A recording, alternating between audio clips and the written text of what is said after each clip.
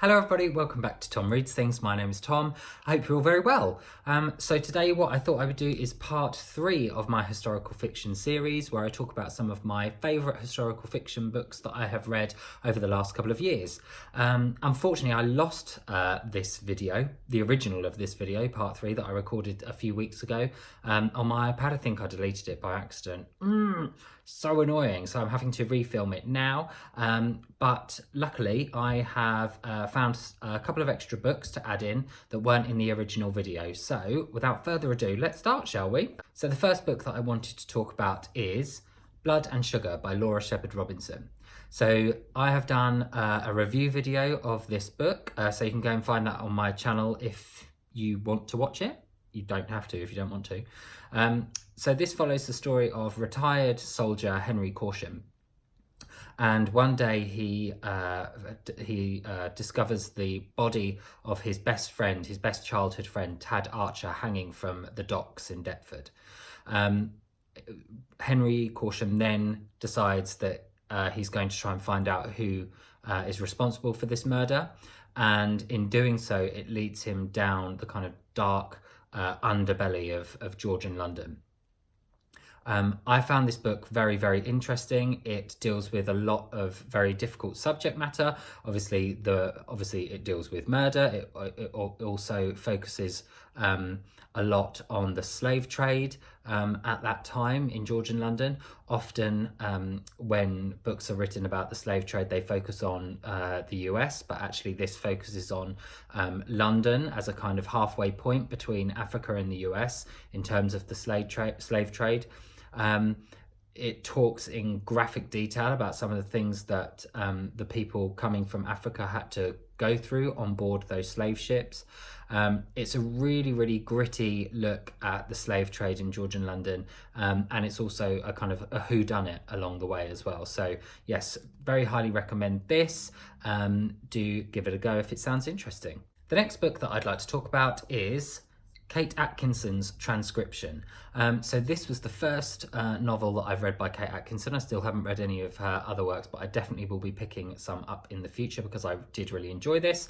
It is set in the Second World War and also set in the 1980s. So it's kind of split between the Second World War and the 1980s.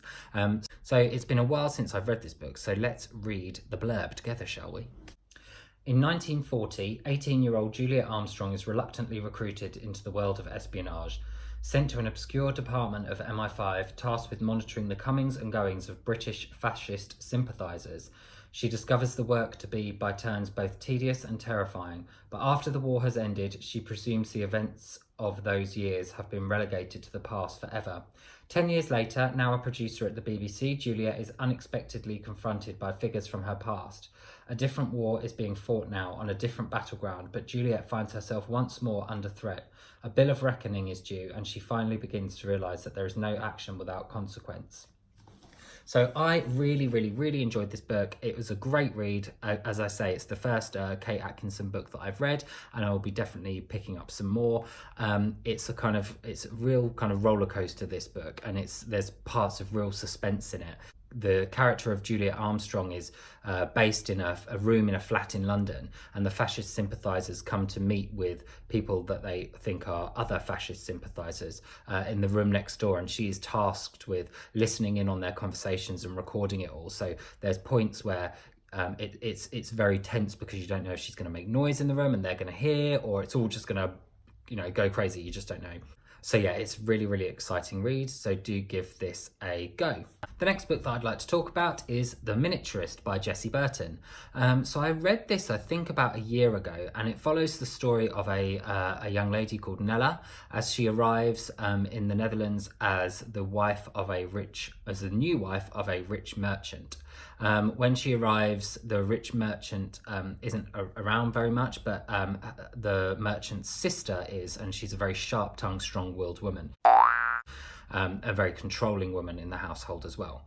So Nella finds this doll's house, and miniature figures and objects start to appear in the doll's house, and she believes this to be the work of a local miniaturist sending her signals. Now, I didn't really, I mean, I did like this book, kind of. I don't know. I'm very conflicted about it, really. It had some great points to it. It was, the language was great. It was very well written. The characters were really well developed. There were some scenes in it which were just took your breath away almost, especially towards the end of the book. But really, I don't think we needed in this book at all the idea of the miniaturist or the idea of this doll's house. This kind of elusive miniaturist figure, this mysterious miniaturist that lived in the same city. I just didn't get why you had to have the miniaturist, really. This could have been called Nella or something else, I don't know. But yeah, if you're interested in this kind of period in time, I think it's 17th century Europe, then pick this up. A lot of people really like this book, so don't just take my word for it. Have a read of it yourself. So the next book I'm going to talk about, I'm only going to talk about for a very short time because you've all heard me bang on about it loads. It's The Mermaid and Mrs. Hancock by Imogen Hermes Gowar. As I said, I won't talk too much about this, but it basically follows the story of a high-end courtesan whose love interest has died. A very rich duke has died, and she is now back working as a courtesan. It also tells the story of Jonah Hancock, who comes by a kind of mermaid figure, mystical mermaid figure, and he puts it up for display around London, and it goes on to talk about his relationship with Angelica, the high-class courtesan, and it's set in Georgian London. It's just brilliant. It's very richly written, very unashamedly plush and gorgeous and wonderful. Read it, please. The next book that I want to talk about is massive, and it's this. The Burning Chambers by Kate Mosse. Again, this is the first Kate Mosse book that I've read, and I really enjoyed it. I believe this is part of a trilogy, and I think the second part is coming out in about 1,000 years or something like that. We're having to wait ages for it. Very stressful. But it's been a while since I read this, so let's read the blurb together, shall we? France, 1562.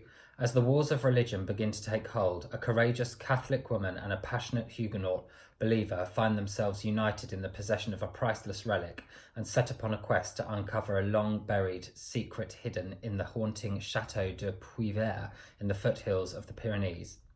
Carcassonne, 19-year-old Minou Joubert receives an anonymous letter at her father's bookshop, sealed with a distinctive family crest. It contains just 5 words: "She knows that you live." But before Minou can decipher the mysterious message, a chance encounter with a young Huguenot convert, Pierre Redon, changes her destiny forever. For Pierre has a dangerous mission of his own, and he will need Minou's help if he is to get out of La Cité alive. Toulouse, as the religious divide deepens in the Midi and old friends become enemies, Minou and Pierre find themselves trapped in Toulouse. Facing new dangers as sectarian tensions ignite across the city, the battle lines are drawn in blood and the conspiracy darkens further.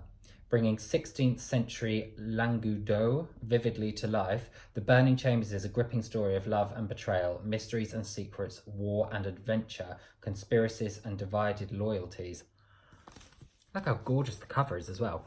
So yeah, as that blurb suggests, this is a kind of real roller coaster ride of plot. It also has obviously great character development because it's so long. It has the kind of time and space to do that. But yeah, really enjoyed this. I can't wait for the second installment of this to come along. I think it's actually in 2020. So yeah, really excited about that. I actually saw on YouTube the other day a video where Kate Mosse was debating a lecturer. I can't remember the gentleman's name, but I'll try and link the video down below, where Kate Mosse was debating him as to who was the best author. Kate Mosse was in the corner of Emily Bronte, and this other lecturer was in the corner of Jane Austen, and it was such an interesting debate to watch. And they had actors there reading out parts from Wuthering Heights by Emily Bronte and reading out parts from a multitude of Jane Austen novels. So yeah, I'll link that video down below. Any of you booktuber people might find that interesting. So there you go. That's it. That's my historical fiction series all wrapped up. I read a lot of historical fiction, so I'm sure I will probably do the same thing next year. And yeah, thanks very much for watching. I'll see you next time. Thanks. Bye.